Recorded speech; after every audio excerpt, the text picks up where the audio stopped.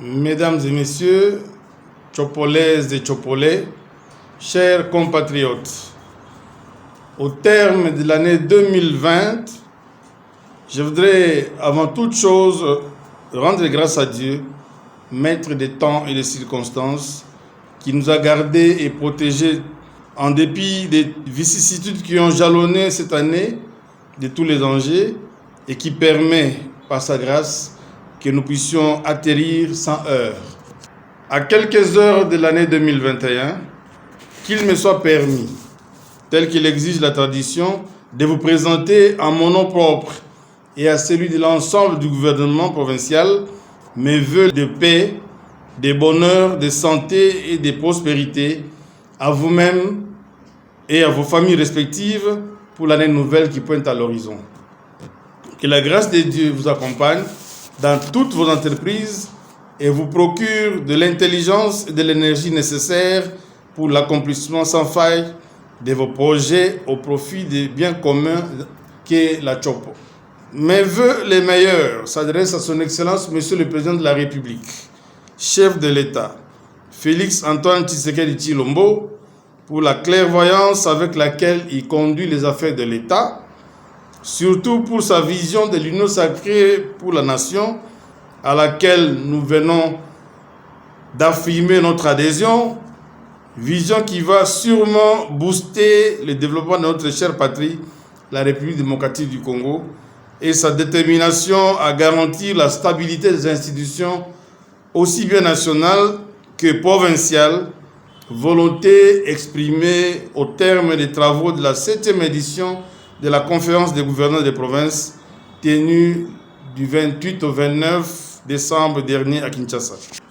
J'adresse les mêmes vœux à son Excellence Monsieur le Premier ministre, chef du gouvernement, ainsi qu'à l'ensemble des membres du gouvernement de la République, puisse le Très-Haut leur accorder plus de sagesse pour procurer à la population congolaise du bonheur et de la joie à l'année 2021. Je formule les mêmes vœux à l'organe délibérant de la Tchopo, aux membres du bureau et à tous les honorables députés, ainsi qu'à leurs familles respectives. Mesdames et messieurs, chers compatriotes, l'année 2020 aura été une année de dures épreuves sur l'espace planétaire à cause de la pandémie à coronavirus, qui a influé négativement sur le cadre macroéconomique et mis en déroute les projections gouvernementales sur la réalisation du bien-être de ses concitoyens. La Tchopo pour notre province n'en a pas été épargnée, mais cela n'a pas empêché le gouvernement provincial de réaliser quelques-unes des actions prévues dans son programme quinquennal pour l'année 2020, notamment dans le domaine des infrastructures de base. En effet, sur fonds propres, nous avons acquis des engins lourds de génie civil, lesquels sont à pied d'œuvre avec le concours de l'Office de voirie et drainage OVD en sigle. Nous avons acquis la pelouse synthétique pour la modernisation du stade Lumumba. Nous avons acquis 2 ponts bascules, la machine étiquetteuse pour la collecte de la tasse de sapillage à la Bralima. Les travaux de réaménagement du stade Lumumba sont en cours avec les tribunes totalement rénovées. Reste l'aire des jeux où sera posée la pelouse synthétique, déjà à Kisangani, après quelques travaux de génie avec les experts de la FECOFA et aussi les gradins à reconstruire. Le rond-point du Canon est en pleine restauration. À part la beauté qu'il va offrir à la ville, ce site hautement touristique va enfin retrouver ses valeurs historiques, rappelant à la jeunesse tchopolaise et aux visiteurs les hauts faits d'armes opérés par les vaillants soldats de la force publique lors de la Deuxième Guerre mondiale. Je me dois de saluer l'intervention du gouvernement de la République qui a permis que nous puissions bénéficier de la part du FONER d'un fonds pour la réhabilitation de la voirie urbaine qui va prendre en compte toutes les communes de la ville de Kisangani et aussi pour la réhabilitation de la RN4 sur le tronçon allant de Nyanya à Kisangani, dont les travaux ont été confiés à l'Office des routes qui travaille en synergie avec l'entreprise chinoise Zhengwei Corporation. Tous ces travaux, surtout ceux de la voirie, prendront suffisamment du temps à cause de l'insuffisance des engins de génie civil constatés au sein de l'OVD et de l'Office des routes qui ont reçu les fonds de financement du FONER quant à ceux. Ainsi, je vous exhorte à la patience et au suivi dans le cadre du contrôle citoyen. Dans le cadre du partenariat avec la Fédération des entreprises du Congo, section de la Chopo, qui consiste au prélèvement des taxes pour la réalisation des travaux d'intérêt communautaire, le gouvernement provincial a déjà réussi à réhabiliter les axes ci-après. Le boulevard Lumumba, du gouvernorat des provinces jusqu'au rond-point Stade, la bretelle reliant la RN4 au boulevard Lumumba, voire résidence du président Mobutu, la route aéroport de Bangoka, la 10e avenue Chopo, longtemps restée impraticable. Sur ce chapitre, plusieurs chantiers restent à concrétiser dans un plus bref délai, notamment la réhabilitation de l'avenue des Manguiers, commune Makiso, de l'espace 3000 en passant par le lycée Mapendane jusqu'à l'avenue Kinshasa, la réhabilitation de la route Soteski à partir de la maison communale de Mangobo, l'axe qui mène de l'hôpital général de la Makiso jusqu'à l'orphelinat Maman Mobutu via la cabine SNEL est en pleine réhabilitation. Ce sont là les retombées de la vente des plaques d'immatriculation moto initiée par le gouvernement provincial. Par ailleurs, en partenariat avec la société forestière Sodefort, les travaux de réhabilitation de l'axe Kisangani-Basoko via Yangambi ont déjà débuté. Très bientôt, l'impraticabilité qui caractérise cet axe routier sera conjuguée au passé. Sur le plan sécuritaire, l'année 2020 aura été une année de restauration de l'autorité de l'État. En effet, hormis la réussite de l'opération vente des plaques d'immatriculation si haut évoquée, le gouvernement provincial a assuré au quotidien la sécurisation des personnes et de leurs biens en organisant des patrouilles mixtes, police armée, faisant ainsi de Kisangani la ville la plus sécurisée de l'Est de la République, sinon du pays tout entier, en dépit de quelques cas isolés constatés ça et là, comme c'est le cas dans toutes les grandes agglomérations à travers le monde. J'en profite pour féliciter et remercier nos services de sécurité, en l'occurrence la police nationale congolaise, les FARDC, les services spécialisés, ainsi que leurs animateurs provinciaux pour leur disponibilité inlassable à servir la patrie sous mon leadership.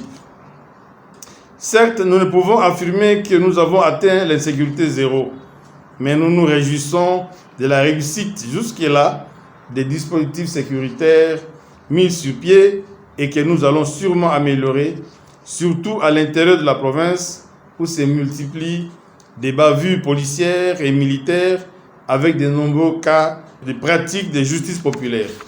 Chers compatriotes, Kisangani n'est pas la Chopo. Durant l'année 2021, le gouvernement provincial se propose de s'employer pour aussi rendre fluide les trafics entre les territoires et les chefs-lieux de la province. Très rapidement, l'axe Kisangani-Ubundu sera désenclavé. Le marché public est en passe d'être lancé en vue de sélectionner l'entreprise capable de rendre effective la volonté du gouvernement provincial. 2 ponts bascules sont déjà acquis par le gouvernement provincial au fin d'assurer la protection du tronçon après sa réhabilitation. Sur le plan économique, le gouvernement provincial va poursuivre, voire accentuer la campagne sur la culture fiscale.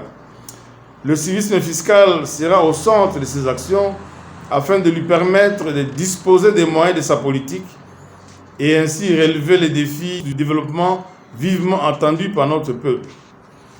C'est pourquoi les paiements d'impôts, taxes et redevances réglementées seront obligatoires et j'y veillerai personnellement. Aussi, un accent particulier sera mis sur la relance de l'agriculture pour matérialiser les grandes options levées par les États généraux de l'agriculture organisés en octobre 2019. De l'avis des spécialistes, la province de la Chopo regorge d'importantes réserves minières. Malheureusement, ces ressources du sous-sol ne profitent pas à la province ni à ses habitants, tant que l'exploitation artisanale n'a aucune incidence positive sur l'économie de la province. Nous espérons que la tenue prochaine de la 4e édition de la conférence minière à Kisangani sera une opportunité pour trouver des vrais investisseurs dans le secteur. Le même lobbying sera aussi mené pour le captage et l'adduction d'eau en milieux ruraux, notamment dans nos territoires.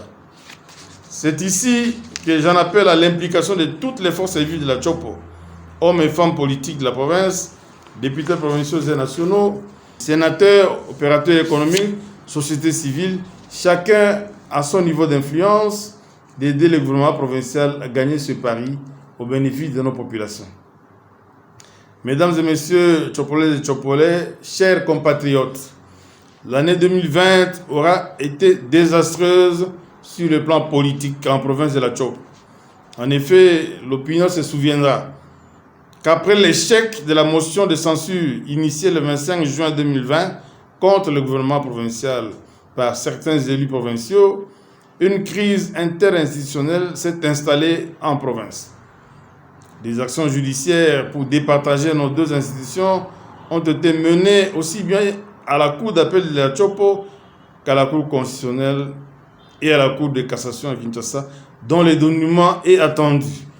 Point n'est besoin de revenir sur les détails de cette situation malheureuse qui a fait de notre province la risée du monde entier, une situation qu'on pouvait pourtant éviter si nous tous nous en tenions au strict respect des textes qui réglementent le fonctionnement de nos deux institutions en vigueur dans notre pays. Pour ma part, je considère que l'issue meilleure à cette crise inutile est encore possible. Raison pour laquelle je proclame l'année 2021 année de réconciliation entre Tchopolais et Tchopolais, une réconciliation de Tchopolais entre nous, une réconciliation sincère entre les deux grandes institutions provinciales, avec l'espoir que les actions de bons offices menées par les personnalités respectueuses et respectables en début de cette crise ne seront plus rejetées, cette fois-ci par un camp. Par respect pour notre peuple et par souci de développement de notre province, nous devons faire la paix des braves. Repoussons la haine et la division. Le décollage de la Tchopo est à ce prix. L'apport de tous est attendu, individuellement comme collectivement. Bonne et fructueuse année 2021 à tous et à chacun. Que Dieu bénisse la République démocratique du Congo, que vive la province de la Tchopo. Mesdames et messieurs, je vous remercie.